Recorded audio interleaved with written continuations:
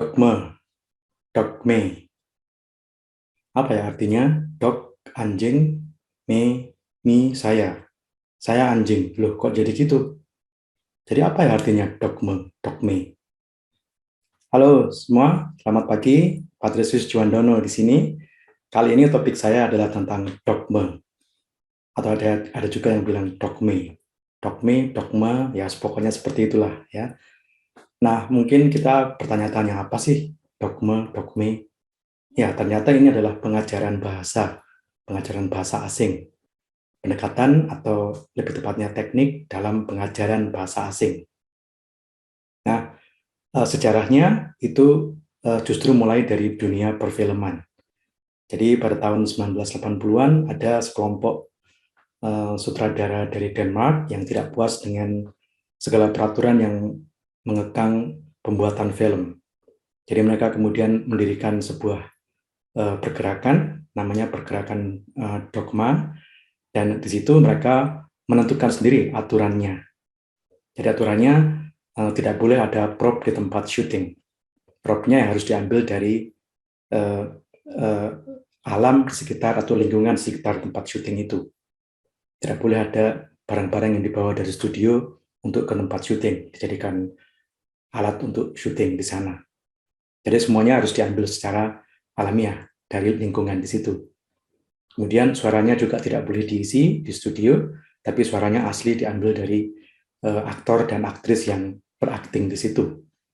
Kemudian kameranya juga harus handheld, dipegang oleh tangan, nggak pakai alat yang besar itu yang digeret ke sana kemari. Ya, jadi sutradara-sutradara Denmark ini rupanya merasa bahwa dengan begitu mereka bisa menemukan kebebasan dalam membuat film. Nah, kemudian seorang ahli pengajaran bahasa namanya Scott Thornbury sekitar tahun 1990-an itu kemudian mencuplik gagasan ini, kemudian menerapkannya ke dunia pembelajaran bahasa Inggris. Mereka atau dia dan teman-temannya juga termasuk golongan yang tidak puas dengan segala macam aturan formal yang mengekang pembelajaran bahasa. Belajar bahasa itu harus ada textbooknya, belajar bahasa itu harus dipandu oleh silabus. Nah, mereka merasa gerah dengan segala macam aturan seperti itu. Nah, mereka kemudian meluncurkan sebuah gerakan, movement yang namanya dogma, yang diambil dari dogma di dunia perfilman tadi. Ya, jadi itu adalah sejarahnya. Nah, dogma ini menarik karena merupakan satu anti mainstream ya. Jadi merupakan satu pergerakan yang katakanlah agak radikal, radikal dalam arti tidak lagi terpaku pada guru, tidak lagi terpaku pada pembelajaran formal, tidak lagi terpaku pada buku teks yang tebal-tebal itu, tidak lagi terpaku pada silabus yang mendikte setiap langkah guru, tapi langsung bergulir dengan satu topik tertentu. Dan kemudian muridlah yang menjadi sentral dari pembelajaran bahasa itu. Yang mau saya jelaskan di video saya adalah dogma yang diterapkan di kelas speaking.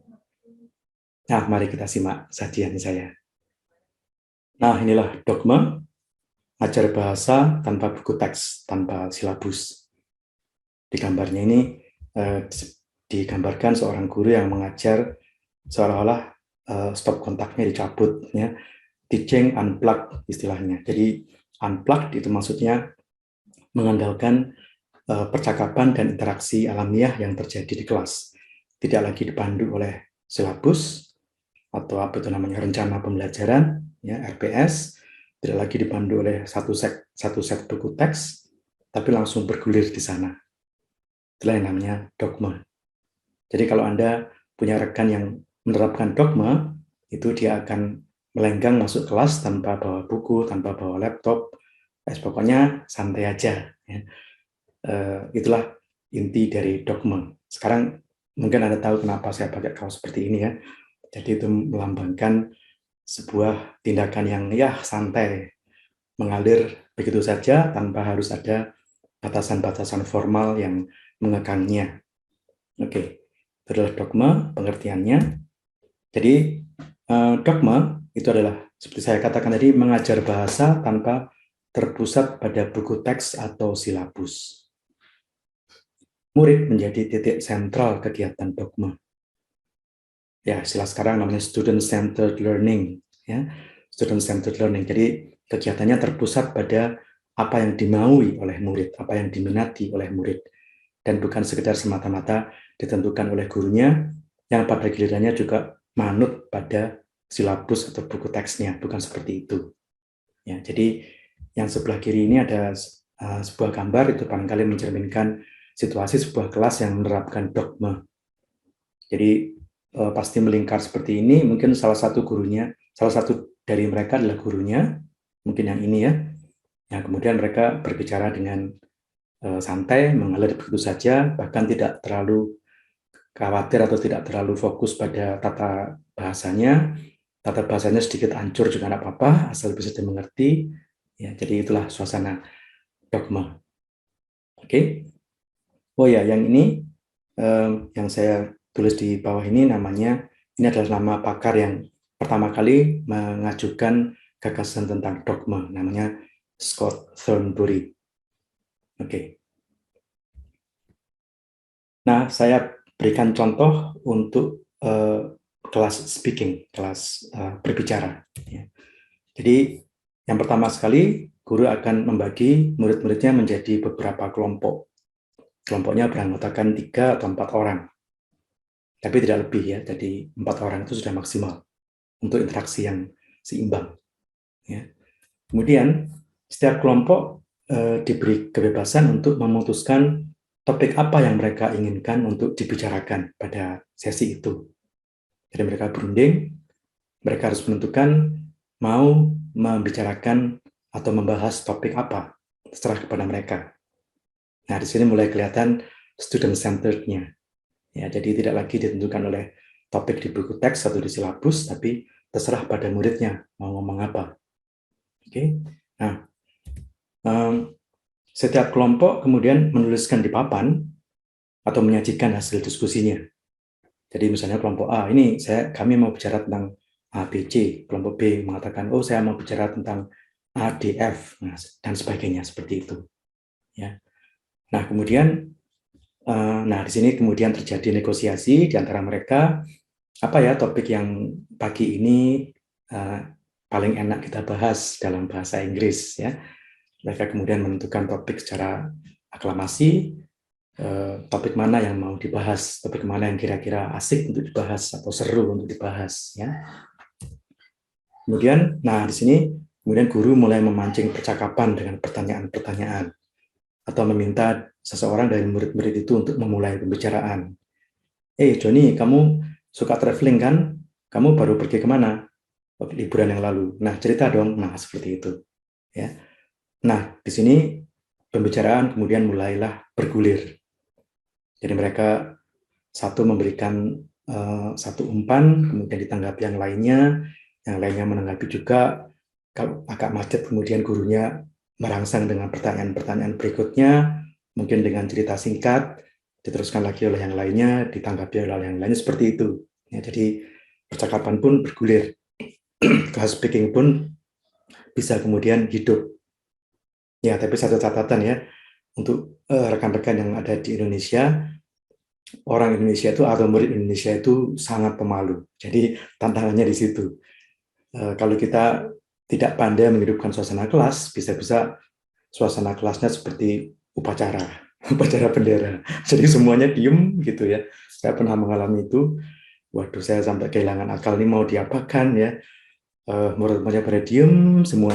Ditanya satu yang jawab, habis itu semuanya diem lagi. Itu tantangan kita seorang guru speaking untuk merangsang murid-murid kita berbicara dalam bahasa sasaran. Oke. Nah, ini adalah contoh untuk mengajar speaking. Tentunya dogma juga bisa diterapkan untuk class writing. Tapi itu kita bahas lain kali ya. Sekarang kita bahas yang lebih asik, yang speaking ya. Speaking kan asik ya, mendengarkan orang lain bercerita atau berkata-kata dalam bahasa sasaran. Oke. Nah ini contohnya, contoh topiknya. Misalnya kelompok 1 menuliskan food, movie. traveling. Mereka mau membahas itu. Tapi kelompok 2 punya topik yang lain. Mereka mau ngomong tentang games, ngomong tentang stress among students, ngomong tentang Korean drama. Jadi minatnya bisa lain-lain. Nah, di sini gurunya harus memimpin satu diskusi, membuat mereka bernegosiasi, kira-kira topik mana yang paling asik untuk dibahas pada saat itu. Ya. Wah, kalau stres among students ini, jangan-jangan kalau kita bahas stres nanti tambah stres ya, dan nanti ada yang nangis-nangis. Jadi mungkin enggak dulu ya. Oke. Movie sama Korean drama ini hampir sama, jadi bisalah dibahas lain kali. Nah, gimana kalau kita bahas tentang traveling? Nah, seperti itu. Kira-kira gurunya menggiring mereka pada satu topik tertentu yang kemudian dibicarakan bersama-sama. Ya. Tentunya kalau waktunya panjang, ya dogma itu nggak bisa selesai dalam waktu 45 menit ya. Rekan-rekan, ya pasti 1-2 jam. Kalau terasa asik ya bisa lebih dari 2 jam. Ya. Oke, jadi ini adalah contoh topik-topik yang mereka ajukan, dan kemudian gurunya memimpin diskusi untuk menentukan topik mana yang paling enak untuk dibahas. Ya. Nah, ini adalah satu simulasi percakapan yang kemungkinan terjadi. Jadi misalnya setelah menentukan topik tadi, teacher-nya mengatakan, "Okay, students, let's talk about food. What's your favorite food?" Kemudian seorang murid namanya bilang, "I like bakso." Nah, teacher-nya kemudian mengatakan dengan antusias, "Oh, bakso, meatballs ya." Perhatikan bahwa ketika dia mengatakan meatballs, itu sebenarnya dia memberikan petunjuk kepada muridnya terjemahan dari bahasa Indonesia yang dia sampaikan. Ya, jadi ini salah satu kiat guru untuk secara sadar menyelipkan pembelajaran di sela-sela pembicaraan yang asik tadi. Jadi caranya adalah dengan menerjemahkan langsung, sehingga harapannya murid tahu, oh bakso itu dalam bahasa Inggris artinya meatballs. Ya. Bakso, meatballs, ya, yeah, that's delicious. Ya. B, you like meatballs too? Nah, ketika dia mengatakan B, mengacu kepada mahasiswa yang lain atau siswa yang lain, dia meminta orang lain atau meminta murid lain untuk berpartisipasi, untuk nyaut, ya, untuk menanggapi ujaran dari A tadi. Nah, seorang guru yang baik seperti itu. Jadi dia begitu ada satu orang murid melontarkan satu pendapat, dia kemudian mengomentari dengan antusias, ya, supaya muridnya tadi merasa senang, kemudian melemparkan ke murid yang lainnya, supaya murid yang lainnya itu menanggapi. Ya kan, intinya pada murid kan, bukan pada gurunya. Ya, kalau pada gurunya nanti gurunya kemudian berbicara panjang lebar tentang meatballs, yang malah tidak jadi kelas speaking ya, nanti jadinya kelas listening, bukan itu. Ya. Nah, kemudian B mengatakan, I like sushi. Oh, ternyata anak ini lebih suka makanan Jepang. Kemudian C nyaut, yes, I do. Perhatikan, I do itu tidak grammatical ya. Tapi sekali lagi, penekanan pada kelas dogma ini adalah bukan pada grammarnya semata-mata, tapi pada kelancaran ujarannya. Ketika gurunya merasa bahwa mereka sudah berani berbicara, walaupun grammarnya sedikit ancur-ancuran, ya nggak apa-apa. Tabrak aja, ngomong aja terus, tidak usah terlalu terpaku pada grammar. Ya. Kemudian teachernya merangsang lagi, why you like sushi more than meatballs? Nah, dengan pertanyaan seperti itu, murid akan tergerak untuk bicara lebih lanjut, bicara lebih lama. Ya. Kemudian B mengatakan sushi healthy, oh ya oke. Ya, dan demikian seterusnya, sehingga pembicaraan tentang food itu kemudian menjadi bergulir, ditanggapi oleh semua murid yang hadir, gurunya mengawasi, memberikan encouragement, memberikan dukungan. Oh yeah, that's good, that's interesting, that's delicious. Ya, can you say more about that? Nah, seperti itu. Ya, jadi perhatikan bahwa dalam situasi percakapan yang terjadi di kelas dogma, itu gurunya harus berperan sebagai fasilitator. Dia menciptakan situasi untuk berbicara, dia memberikan dukungan kepada sang murid untuk berbicara lebih panjang, dan dia juga menunjukkan sikap yang antusias, menunjukkan sikap yang memperhatikan, bahkan juga menghargai upaya dari sang murid untuk berbicara. Di sini tugas gurunya. Ya. Jadi ingat, kalau Anda seorang guru speaking, Anda harus berpembawaan ceria, siap mendukung murid Anda ketika berbicara, ya, kemudian pintar mengatur lalu lintas pembicaraan, demikian sehingga semua murid itu punya atau mendapatkan kesempatan untuk ngoceh dalam bahasa sasaran. Oke, nah beberapa catatan penting ini perlu kita perhatikan untuk mereka yang sudah antusias tentang dogma. Wah, kayaknya dogma menarik ya, tapi ini coba lihat beberapa catatan pentingnya. Catatan pentingnya seperti yang saya katakan di awal, kalau kita menghadapi kelas yang terlalu pendiam atau pemalu. Nah, di Indonesia itu tipikal sekali ya, orang kita itu kalau sudah suruh ngomong bahasa Inggris atau bahasa sasaran, bahasa asing lainnya, itu cenderung diem gitu, takut sekali mereka untuk ngomong ya. Nah, di sini guru harus punya 1001 cara untuk membuat muridnya berbicara. Salah satunya adalah dengan merangsang mereka dengan pertanyaan. What do you like? Why? Why do you like meatballs? Why do you like sushi? Why don't you like Pak Pau, for example? Ya. Atau what do you think? Ya, jadi gurunya harus benar-benar bisa menghidupkan suasana. Kalau kelasnya sudah pendiam seperti itu, harus putar otak gimana caranya supaya kelasnya lebih hidup. Ya. Di pengalaman saya, ada beberapa murid yang seperti ini, atau banyak murid yang seperti ini, tapi selalu ada satu yang seperti menjadi pemicu suasana. Nah, itu kita bisa memanfaatkan murid itu untuk membantu kita menghidupkan suasana. Ya, oke. Nah, tata bahasanya akan sedikit kacau. Ya, seperti tadi saya katakan, sushi healthy seperti itu, kurang is misalnya. Tapi memang fokusnya pada fluency. Fluency itu artinya kefasihan, kelancaran berbicara. Bukan melulu accuracy, bukan melulu pada ketepatan tata bahasa. Itu nanti dulu. Itu dalam paradigma dogma, seorang guru tidak boleh terlalu memusatkan pada tata bahasa. Ya, tidak boleh menjadi seorang grammar Nazi, istilahnya grammar Nazi itu artinya orang yang sangat patuh pada aturan sehingga semua bentuk kesalahan muridnya dikoreksi. Ya, akhirnya muridnya diam aja karena malas dikoreksi terus-menerus ya oleh sang guru yang merupakan grammar Nazi. Ya.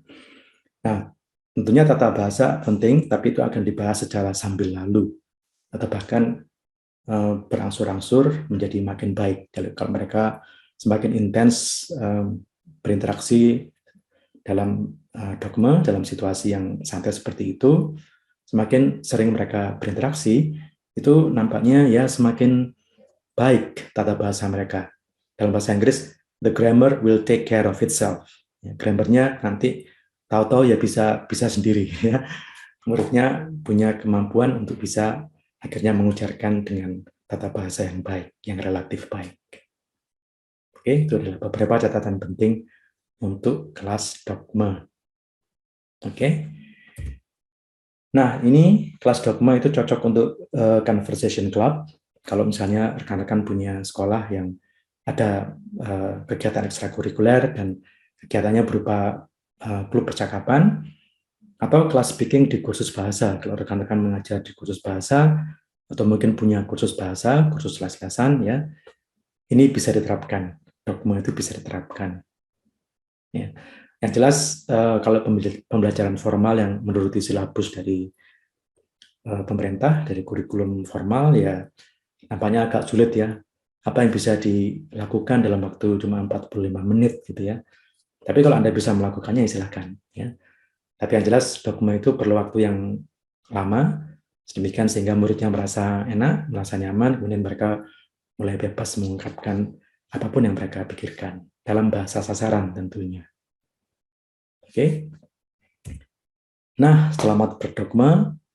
Kiranya tips ini membantu untuk rekan-rekan yang tertarik pada metodologi atau pendekatan yang baru ini. Sampai jumpa di episode saya mendatang.